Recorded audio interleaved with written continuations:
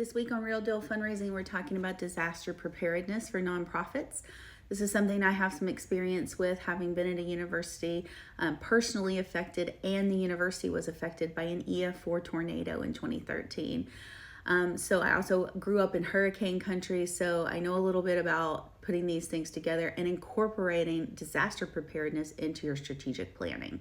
So let's talk about it. Okay. The first thing is you have to expect the unexpected.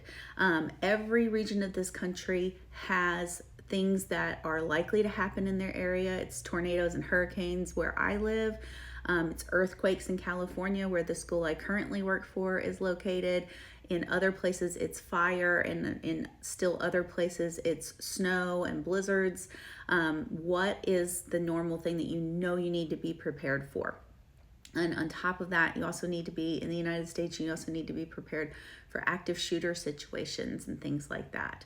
So expect the unexpected. Most of the time, I'm advising nonprofits to work within their locus of control and to deal with things that they know are going to happen, to deal with the reality and not with what we can't predict. But in this instance, these are things that are likely to happen at some point to your nonprofit, so you need to have a plan for them. The next piece is file backups. Yes, there's the cloud. Like, you can have things on a Google Drive, you can have things in your CRM, but in an emergency situation, there may be things that you need to work on. Computers could be destroyed. It's highly advisable to also start putting things on a thumb drive as an additional backup. What we used to do in a former job of mine is we would all back up our work files on like a 2 terabyte thumb drive, and we had to turn them in twice a year. And then those were kept off-site in case of fire, so that everybody would be able to restore their documents to within the last 6 months if something were to happen to our physical location or to your laptop specifically. So good idea to also have multiple redundancies in terms of file backups, because that's going to help you recover more quickly if you have all your work documents that you can begin with. Make sure that you are working together as an entire staff to review emergency protocols. And this means talking about who's going to do what in an emergency, who is their backup person, and also doing things like, does everyone in the office know where all of the exits are?